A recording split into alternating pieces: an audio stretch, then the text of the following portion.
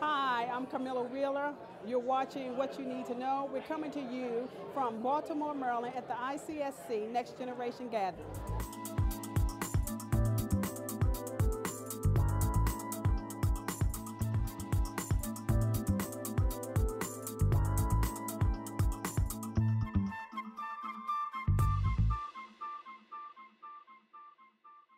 Hi everybody, I'm here with Marilyn. She's going to tell us why she's here. Why is this event important, Marilyn? Well, this is important. This is the International Council of Shopping Centers, which is a trade organization of over 60,000 people nationally and internationally.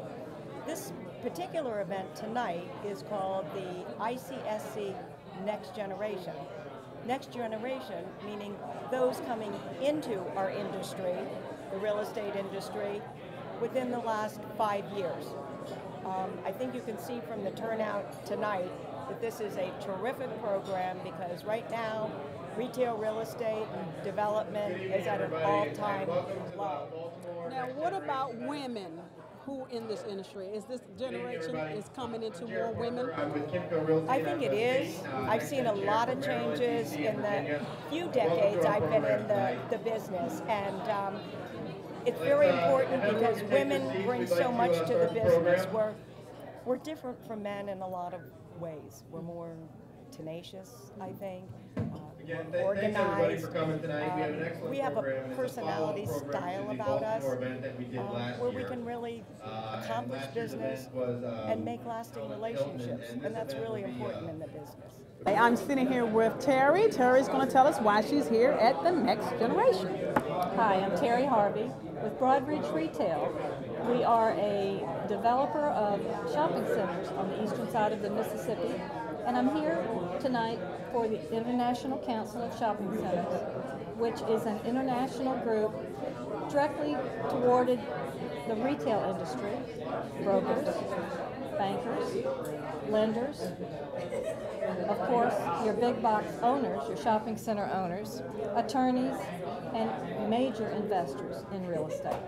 Now, based on what was said on the panel, things seem a little bleak. From your perspective, how do you perceive that? We were all bleeding because tonight we were told that until 2011, it's status quo. So the waiting game is in the process. Absolutely. And thinking outside the box, being able to be smarter than your competition, being able to leverage what you have and still stay in the game. What are the strategies for small investors to get in? If you have the capital and the ability to get in today's market, now's the time to do it because you're finding that assets are going, as one of our panelists said, at 65 and 50 cents on the dollar. Is partnership up with people? Is that important? Absolutely, absolutely. And that really is the name of the game, being able to combine funds because that gives you a higher buying power and being able to go out there and look at more assets than you would if you were just a single investor. Now, as a woman, is this still the old boys club? Are women welcome? No, yes. Women are very, very welcome. And the gentlemen involved in Icsc welcome us with open arms and our opinions and our advice. What advice do you have to women about investing? They seem a little skeptical about getting involved in real estate. Do you know, I find that most women that are investors are a little less gun-shy than men because maybe they have, for whatever reasons, they have the ability better to handle the stress because there's a lot of stress in today's market, and they just jump into it and understand the pitfalls, but just move forward. So what's next for Terry and her group? Thinking outside the box, being one step ahead of our competition, and always looking for the next deal. Don't wait for it. You've got to be proactive and just stay ahead of it. Thank you, Terry. Thomas, tell us what your perspective is on tonight. On the meeting tonight, I thought there was a lot of good information tonight. You know, things have been really tough for the last year and a half, 2 years, and this summer was not a whole lot of fun. So we're back into to the summer's gone, and it's time to get back to work. And there was a lot of good information that came from the panelists tonight to get us a little more excited about what we can do to try to make things a little bit better for ourselves. What are the next strategies for surviving this market? Well, it is survival. That's what it's going to be. In my company is all about representing landlords and tenants, and so it's all about relationships. It's really kind of old-fashioned, and so we work for some really good companies and some really good people, and we're taking really good care of those relationships and making sure that we're keeping up with their needs, and so that when the market starts to rebound, we're ready to ride it back up with them and do well again.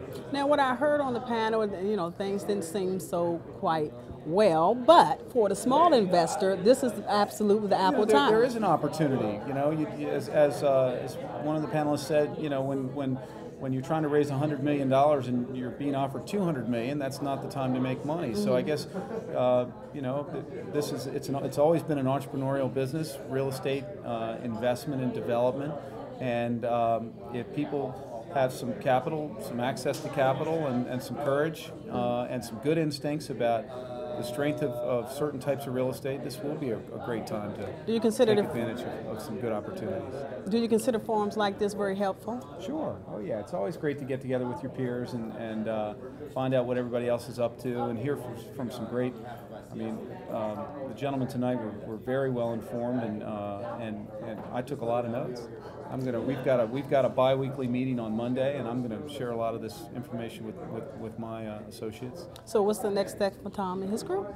That's going to be it. I'm going to try to be a little more upbeat. I've been accused of being a little bit negative this summer, which sorry. I like to tell the truth and be honest with people about the way things are. So, I don't think it's going to get a whole lot worse. It may not get better quickly, but I don't think it's going to get a whole lot worse. So we're going to start to get a little more excited, I think. That seems to be the consensus among a lot of the people, the waiting game. It's been a long time, believe it or not. It was a year ago that the financial markets exploded, and as I said earlier, our market started we began the downturn really a year before that. Right after Christmas of '07, I think, is when the retailers really started to struggle, and it started to impact our activity and the shopping centers that we work with. Now I heard 2011. So in 2011, yeah, we're working on. Well, there's a lead time for retail leasing, so it's usually about between 1 and 2 years, 12 to 24 months. So if we start working on some stuff, this fall and next spring, hopefully some of that will start to come true in early 2011. Well, good luck to you, Tom. Okay. See you in 2011. Right. Thank you very much. Jared, tell us why we're here tonight. Tonight was an event based on put together by the next generation, which is the next up-and-comers in the business. And we put a program together that really appeals to all of the individuals that are involved in the retail real estate industry. And we put a panel together tonight that discussed the status of where we are today and kind of what can we expect in the next 12 to 18 months. Things seem pretty bleak based on the panelists, but tell us what your perception of that is. My perception is online with the panel. Given that I'm out in the trenches doing deals, I see what these guys are talking about on a ground level, and clearly these guys are managing things from a little higher, so they're looking at a bigger picture than I am. But I'm seeing it firsthand. The rent reductions are out there, and the sparsity of deals is out there as well. What are some of the strategies to survive this market?